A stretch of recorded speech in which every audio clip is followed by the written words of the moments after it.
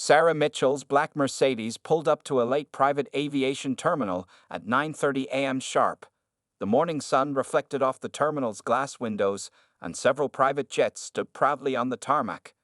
Sarah checked her reflection in the rearview mirror, adjusting her navy blue blazer and making sure her curly hair was neatly styled.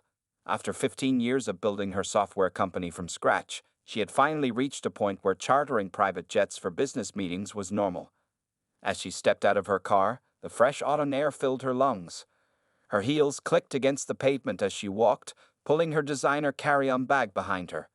Several other passengers were entering the terminal, mostly older white men in expensive suits who barely gave her a second glance. Sarah was used to being the only black woman in such spaces, but it never stopped her from carrying herself with confidence. The terminal's automatic doors slid open, welcoming her into the luxurious lobby. Crystal chandeliers hung from the ceiling, and comfortable leather chairs were arranged in small groups. Sarah approached the security checkpoint, where a middle-aged guard with graying hair and a stern expression sat behind the desk. His name tag read, Officer Wilson. Sarah reached into her bag and pulled out her identification and flight documents. "Good morning," she said with a warm smile. "I'm here for the 10:30 a.m. flight to San Francisco." She placed her papers on the counter, just as she had done dozens of times before at various private terminals. Officer Wilson barely looked at her as he picked up the documents. His expression changed from bored to suspicious as he glanced between Sarah and her papers. "Are you sure you're at the right terminal?" he asked, his voice carrying a tone that made Sarah's stomach tighten. "This is for private aviation only." Sarah maintained her professional composure, though she felt her heart rate increasing. "Yes, I'm certain. I have a chartered flight booked through Elite Aviation Services. All my documentation is there in front of you." The guard's eyes narrowed as he shuffled through the papers again, much slower this time. "These could be anything," he muttered. "We need to do some extra verification. Can't be too careful these days." He picked up his phone and began dialing numbers, ignoring the fact that other passengers were walking through the checkpoint with barely a glance at their papers. Sarah watched as a white businessman who had arrived after her was quickly waved through with just a cursory check of his documents. The contrast was striking, but sadly familiar. She had faced similar situations throughout her career, though she had hoped things would be different at such a high-end facility. Other travelers began to notice the holdup.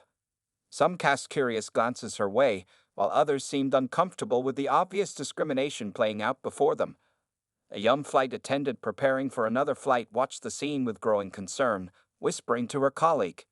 "I assure you, Officer Wilson, everything is in order," Sarah said firmly, keeping her voice steady. "I'm the CEO of Mitchell Tech Solutions, and I have an important meeting to attend. My flight crew is expecting me." The guard scoffed slightly. "CEO? Of a tech company?"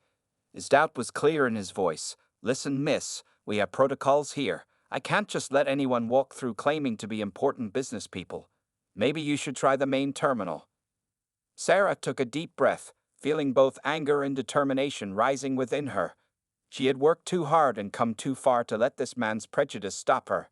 She reached for her phone, ready to call her company's travel coordinator, when she noticed someone approaching from the direction of the planes.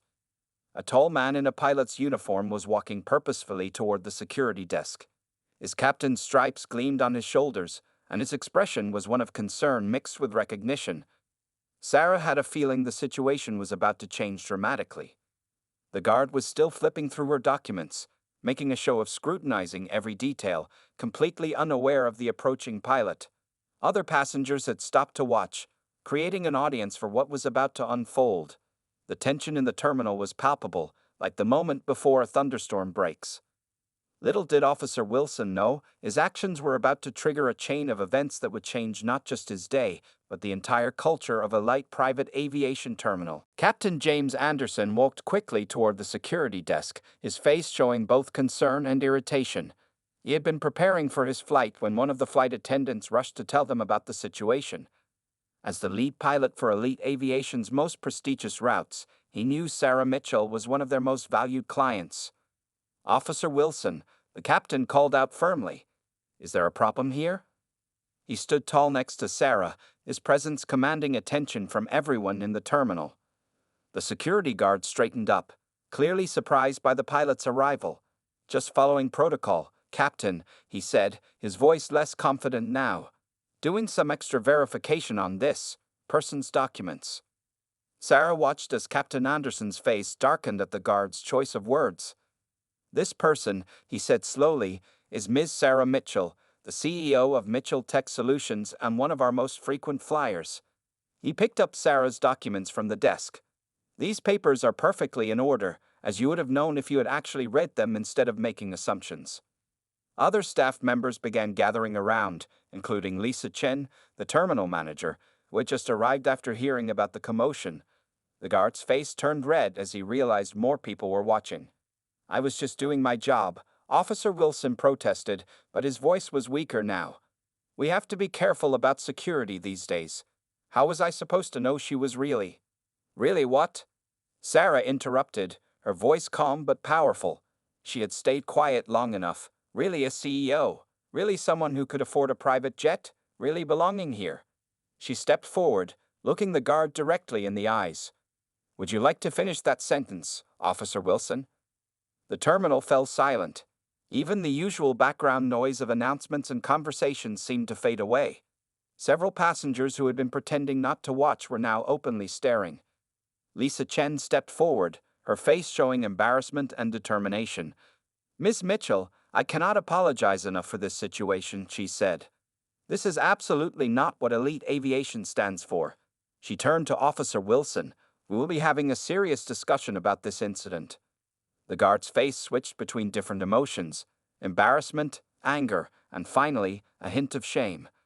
"I was just following security procedures," he mumbled, but nobody was buying his excuse anymore. Sarah looked around at all the faces watching them. She saw shock, sympathy, and discomfort in their expressions. Some looked away when she made eye contact, while others nodded in support. This was a moment that could either end in more anger or become something meaningful. "Officer Wilson," Sarah said, her voice clear and steady, "I want you to look at my documents again. This time, really look at them. Look at my company name, my flight details, my history of flights with elite aviation. I want you to see what you chose to ignore because of how I look." With shaking hands, the guard picked up her documents again. This time, he actually read them. His face grew more uncomfortable with each page. The proof of his prejudice was right there in black and white. Her frequent flyer status, her company's partnership with Elite Aviation, her upcoming speech at the Aviation Technology Summit. Captain Anderson checked his watch. "Miss Mitchell, we should head to the aircraft. We don't want to delay your schedule any further." He picked up her bag, but Sarah held up her hand. "Just one moment, Captain," she said. She turned back to Officer Wilson, who could barely meet her eyes. "I want you to remember this moment. Remember how it feels to have your prejudices exposed in front of everyone. But more importantly, I want you to think about how many other talented, successful people you might have misjudged because of your bias." The terminal manager stepped forward again. "Ms. Mitchell, I assure you this will be addressed immediately. Would you like to file a formal complaint?" Sarah looked at the guard, who seemed to have aged 10 years in the last few minutes. She saw something in his expression, not just shame, but perhaps the beginning of understanding. This moment could be more than just a punishment. It could be a chance for real change. Sarah Mitchell surprised everyone with her next decision. Instead of filing a complaint against Officer Wilson, she pulled out her business card and handed it to him. "My company is hosting a seminar next month about workplace diversity and unconscious bias," she said. "I'd like you to attend." The guard stared at the card in his hand as if it might burn him. Around them, the terminal had become unusually quiet, with everyone watching this unexpected turn of events. Even the cleaning staff had stopped their work to observe. I don't understand," Officer Wilson stammered. "You want me to come to your seminar? After how I treated you?" His confusion was clear on his face, mixed with lingering shame and something new, curiosity. Lisa Chen, the terminal manager, stepped closer. "Ms. Mitchell, that's very generous of you, but please don't feel obligated to." "I'm not doing this out of obligation," Sarah interrupted gently. She looked around at all the faces watching them. "I'm doing it because moments like these are exactly why these seminars exist. Real change doesn't happen through punishment alone. It happens through education and understanding. As she spoke, more people gathered around. A young black flight attendant named Marcus stepped forward, his eyes showing both pain and hope. "Miss Mitchell, I've worked here for 2 years," he said quietly. "I've seen things like this happen before, but nobody ever addressed it like this." Other staff members began nodding, and suddenly stories started pouring out. A Hispanic baggage handler shared how passengers often questioned his authority. An Indian pilot described being mistaken for support staff despite her uniform. The terminal had become a space for honest conversation about experiences that had long gone unspoken. Officer Wilson stood silently, listening to each story. His face showed the slow, uncomfortable realization of how his actions were part of a larger pattern. Sarah watched as the guard's defensive posture gradually softened, replaced by genuine attention. Captain Anderson checked his watch again but didn't interrupt. He seemed to understand that something important was happening in this moment. Even some of the waiting passengers had put away their phones and were listening intently. An older white businessman who had passed through security earlier approached the group. "I saw what happened," he admitted. "I should have said something. I'm sorry I didn't." He turned to Sarah. "Would it be possible for me to attend that seminar too?" Sarah smiled warmly. "Of course. The more people willing to learn and grow, the better." She pulled out more business cards and found herself surrounded by people asking for them. The tension in the terminal had transformed into something unexpected, a moment of community and learning. Lisa Chen was typing rapidly on her tablet. "Ms. Mitchell, would you consider partnering with Elite Aviation for a larger training program? We could make this mandatory for all our security staff across different terminals."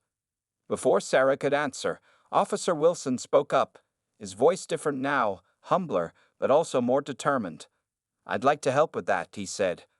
"I could share my experience, what I learned today. Maybe it would help other officers avoid making the same mistakes." The crowd murmured in approval. Sarah saw tears in the eyes of some staff members, especially those who had dealt with similar discrimination but had never felt empowered to speak up before. A news reporter who happened to be waiting for another flight had been quietly recording the scene on her phone. She approached Sarah. "Miss Mitchell, would you be willing to share this story? What's happening here? It's important. People need to see that change is possible." Sarah looked at Officer Wilson, silently asking his permission. The guard nodded slowly, understanding that their confrontation could become something bigger than both of them. Captain Anderson finally stepped forward again. "Ms. Mitchell, I hate to interrupt, but we really should board now. You're meeting in San Francisco." Sarah nodded, but she wasn't worried about the delay. Sometimes the most important meetings happen when you least expect them. As she gathered her belongings, she saw people exchanging contact information, making plans to attend the seminar, and continuing the conversations she had sparked. What had started as an ugly incident of discrimination was transforming into something beautiful, a moment of genuine connection and the beginning of real change. As Sarah finally walked toward her plane with Captain Anderson, her phone started buzzing with notifications. The reporter who had recorded the scene had already posted a short clip online, and it was spreading quickly. Sarah watched the view count climbing as they crossed the tarmac. "You handled that brilliantly," Captain Anderson said, helping her with her bag. "In 20 years of flying, I'd never seen someone turn a terrible situation into something so positive." He paused at the foot of the plane's stairs. "Though I have to admit, I was ready to have that guard fired on the spot." Sarah smiled. Sometimes the hardest response is the most effective one. She looked back at the terminal, where she could still see people gathered, talking animatedly. Firing him would have just made him more bitter, more convinced he was right. This way, there's a chance for real change. Inside the terminal, the scene had evolved into something unexpected. Lisa Chen had cleared the terminal's VIP lounge and invited all the staff members to continue their discussion. Officer Wilson sat in one of the leather chairs, still holding Sarah's business card, listening as his colleagues shared their experiences. "I always felt so alone," Marcus, the young flight attendant, was saying. "Like I had to work twice as hard just to prove I belonged here." Others nodded in agreement, and Officer Wilson's face showed growing understanding. The terminal manager was already taking action. On her laptop, she had pulled up Elite Aviation's training protocols and was making notes for immediate changes. She had also emailed the company's board of directors. explaining what had happened and proposing a complete overhaul of their diversity policies. Outside, word was spreading to other parts of the airport. Staff from the main terminal began coming over during their breaks, asking what had happened. Each time the story was told, it gained more power, more meaning. The businessman who had apologized earlier had canceled his own flight. He sat in the lounge, deep in conversation with a group of airline staff, learning about their experiences and brainstorming ways to be a better ally. It's not just about avoiding discrimination, one of the baggage handlers explained. It's about actively creating an environment where everyone feels welcome and respected. Officer Wilson finally stood up. His hands were shaking slightly, but his voice was firm. "I need to make this right," he said. "Not just with Ms. Mitchell, but with all of you. I probably made many of you feel unwelcome without even realizing it." Lisa Chen put a hand on his shoulder. "The fact that you can admit that is the first step. We're all learning here." She turned to address the whole room, "and we're going to make sure this learning continues." Meanwhile, on the plane, Sarah was settling into her seat when her assistant called. The video had reached the tech community, and messages of support were pouring in. Several other companies had already reached out, asking about her workplace diversity seminar. "Should we expand the venue?" her assistant asked. "The registration requests are overwhelming our system." Sarah looked out the window at the terminal building. She could still see people coming and going, but something felt different now. A barrier had been broken, a conversation had been started that couldn't be stopped. "Yes," she replied, "expand the venue. And contact Elite Aviation. They're going to be our partners on this." She paused, thinking. "Also, reach out to Officer Wilson. I want him to help develop part of the training program. His perspective will be valuable." As the plane prepared for takeoff, Sarah received one last message. It was from Marcus, the flight attendant. "Thank you for not just handling your own situation, but for helping all of us find our voices today." Captain Anderson's voice came over the intercom, announcing their departure. As the plane taxied away from the terminal, Sarah noticed something remarkable. The staff members were coming out onto the observation deck, including Officer Wilson. They all stood together, watching her plane leave. But they weren't just watching, they were waving. It was a small gesture, but it represented something profound. In just a few hours, a moment of discrimination had been transformed into a catalyst for change. And this was only the beginning. During the flight to San Francisco, Sarah's phone kept lighting up with notifications. The video from the terminal had gone viral, reaching over 1 million views in just a few hours. News organizations were calling, requesting interviews about what had happened at Elite Aviation Terminal. "Ms. Mitchell," the flight attendant said, bringing her a cup of coffee. "You might want to see this." She handed Sarah her tablet, showing the Elite Aviation Company website. The CEO had just posted an official statement about the morning's events. Sarah read the statement carefully. The company wasn't trying to hide what happened or make excuses.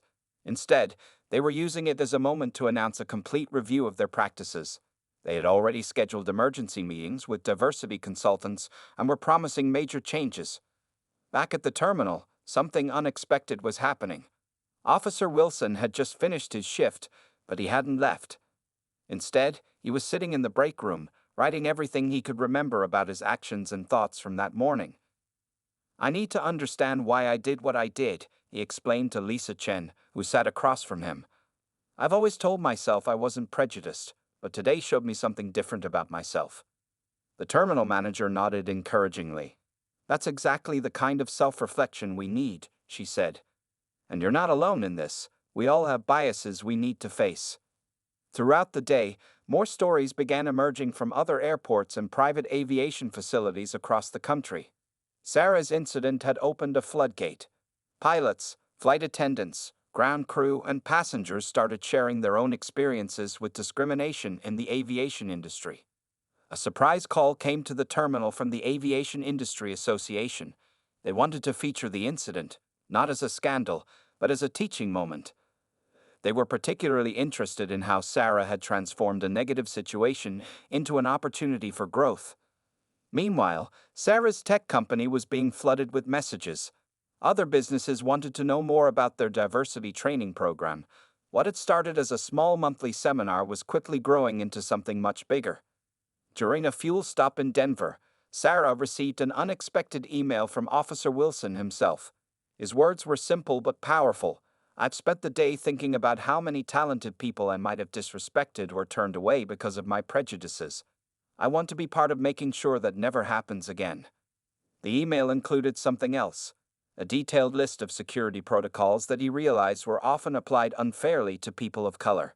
He had already shared this list with his supervisors, suggesting ways to make the screening process more equitable. Lisa Chen called Sarah with more news. Elite Aviation's board of directors had made an important decision. They wanted to establish a new position, Director of Diversity and Inclusion in Aviation Security, and they wanted Sarah's help in shaping the role. "Your experience and response today showed us what leadership really means," Lisa explained. "We don't want to just fix one incident. We want to change the whole culture." As Sarah's plane approached San Francisco, she thought about how differently the day had turned out from what she'd expected. What could have been just another frustrating experience with discrimination had become something transformative. Her assistant sent her one last update before landing. The registration for next month's diversity seminar had grown to over 1,000 people. Companies from across different industries wanted to participate. Even some police departments had reached out, interested in learning from the aviation industry's response. Sarah looked out the plane window at the sunset over San Francisco.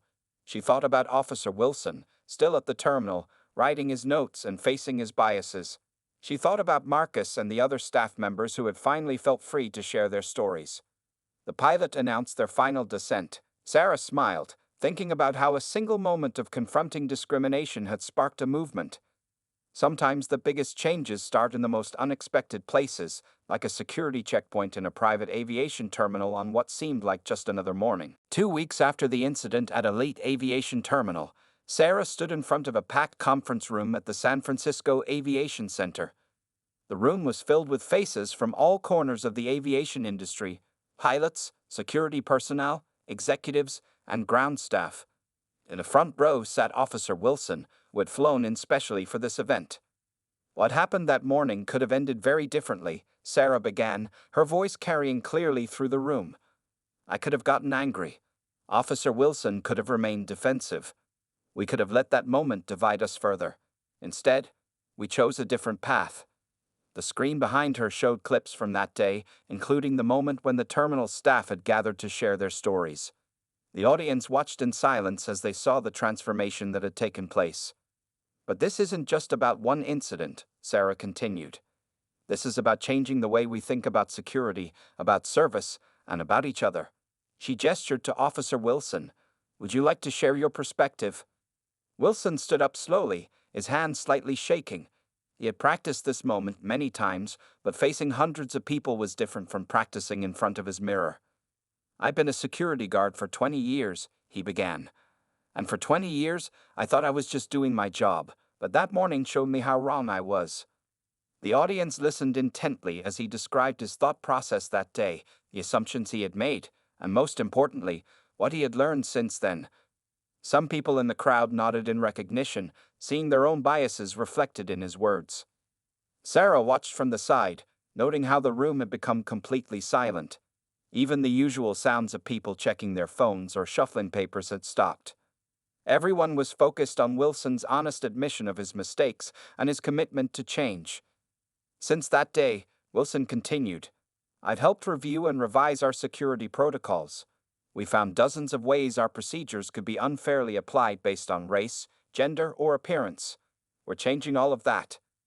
Lisa Chen, who was also present, stood up next. She shared how Elite Aviation had completely transformed their training program. "We've already trained over 500 staff members," she announced. "And we're seeing real changes in how our teams interact with all passengers." The most powerful moment came when Marcus, the young flight attendant from that day, shared his story. He described years of subtle discrimination he had faced and how Sarah's handling of the situation had given him and others the courage to speak up. After the formal presentations, people lined up to talk with Sarah and Officer Wilson. Many shared their own experiences, both as victims of discrimination and as people who recognized their own biases. The conversations were sometimes uncomfortable, but always honest. A representative from the Federal Aviation Administration approached Sarah. We'd like to implement these training programs across all airports, she said. Not just private aviation, but commercial airports too.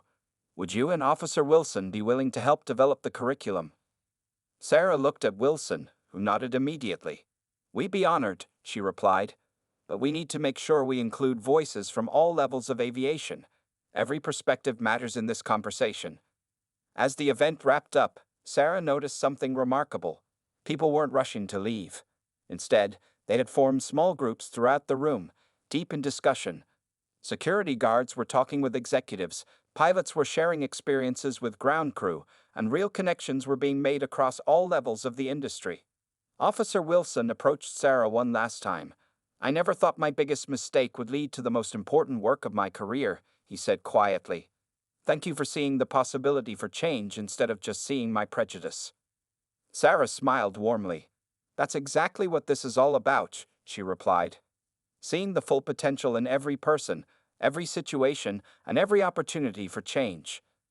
As people finally began to leave the conference room, many were already making plans for implementing changes at their own facilities.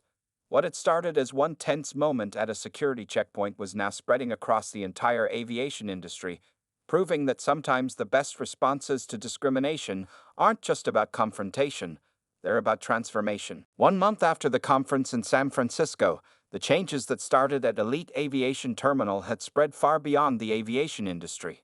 Sarah Mitchell sat in her office, reviewing the latest report about the impact of what people now called the terminal moment. Her computer screen showed dozens of news articles. How one woman's response to discrimination changed corporate America. Read one headline. Security industry undergoes major reform after viral video, said another. But it wasn't the headlines that made Sarah smile. It was the real changes happening on the ground. At Elite Aviation Terminal, Officer Wilson had been promoted to head of security training.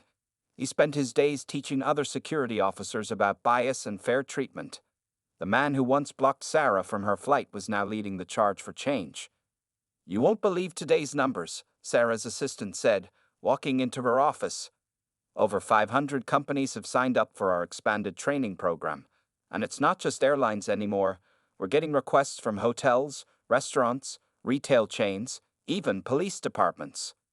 Sarah picked up a letter from her desk. It was from a young black girl in Chicago who had watched the viral video. When I saw how you handled that situation, the girl wrote, I realized that we can fight discrimination without fighting. You showed me that real strength is turning bad moments into teaching moments. The letter reminded Sarah of something that happened just yesterday. She had returned to Elite Aviation Terminal for a flight, and the difference was remarkable. The security checkpoint had been redesigned to be more transparent and welcoming.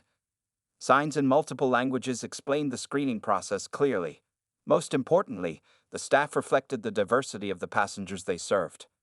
Marcus, the flight attendant who had shared his story that day, had been promoted to lead flight service trainer.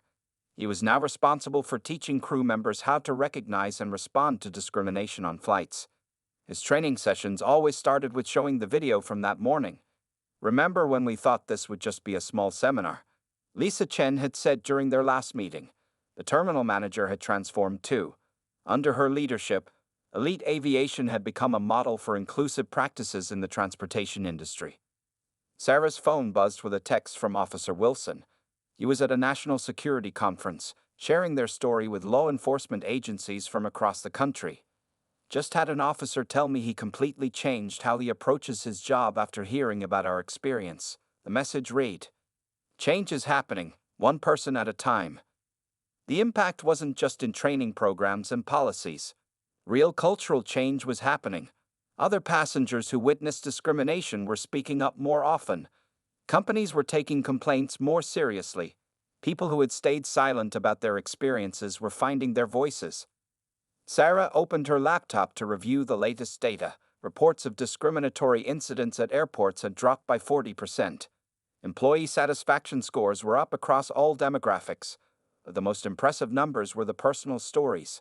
Hundreds of emails from people sharing how the incident had changed their perspective or given them courage. A knock on her door interrupted her thoughts. A film crew had arrived to document the changes at Elite Aviation for a documentary about transforming corporate culture.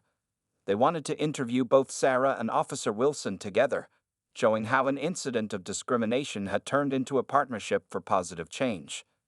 The most powerful thing Officer Wilson had told the crew is that we're not just teaching people what not to do, we're showing them what to do instead, how to turn difficult moments into opportunities for growth.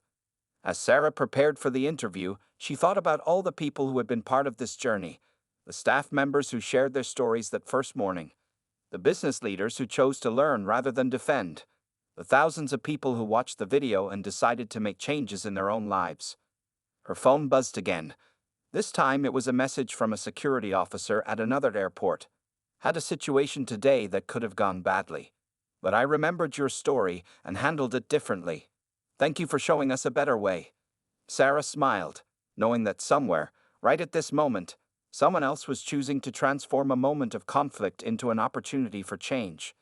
The impact was still growing, rippling out in ways she never could have imagined that morning at the security checkpoint. 1 year after the incident at Elite Aviation Terminal, Sarah Mitchell stood on a stage at the National Civil Rights Museum. She was there to receive an award, but she wasn't alone. Next to her stood Officer Wilson, Lisa Chen, Marcus, and many others who had been part of that transformative morning. The true legacy of what happened that day isn't in the awards or recognition. Sarah began her speech.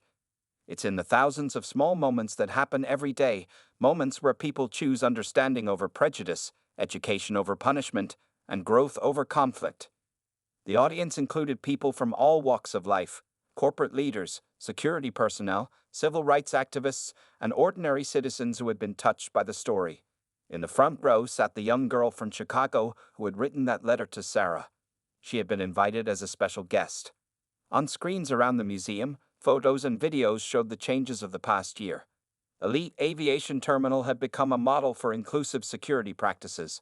Their training program, developed with Officer Wilson's help, was now being used at airports worldwide. Last month, something amazing happened, Sarah continued. A security officer at an airport in Tokyo stopped a passenger for extra screening. But instead of letting bias guide his actions, he remembered our story. He turned that moment into a chance to learn about the passenger's culture and background. That passenger later wrote to thank him for his respect and professionalism. Officer Wilson stepped up to the microphone next. He looked different now, more confident, but also more humble. "A year ago, I was the problem," he said honestly. "Today, I'm part of the solution, and that change is possible for anyone who's willing to learn and grow." The museum had created a special exhibit about the terminal moment. It showed how one incident had sparked a movement for change in corporate America. Visitors could watch interviews with people who had been there that morning, see how security practices had evolved, and learn about the ripple effects in other industries. Marcus shared how the flight attendant training program he developed had spread to airlines around the world. "We don't just teach people about what discrimination looks like," he explained. "We teach them how to be active allies, how to speak up, and how to turn difficult situations into opportunities for understanding." Lisa Chen presented the impressive numbers. Over 10,000 security officers trained, discrimination complaints down by 60% across the aviation industry, and employee satisfaction at record highs. But more importantly, she shared stories of lives changed and perspectives transformed. "Every week, we get letters from people who say they see things differently now," she said. "They tell us how they caught themselves making assumptions, but then remembered our story and chose to act differently." The young girl from Chicago was invited to speak too. "When I saw that video last year," she said, her voice clear and strong, "I learned that standing up for yourself doesn't always mean fighting back. Sometimes it means showing others a better way forward." As the ceremony concluded, Sarah looked out at the audience.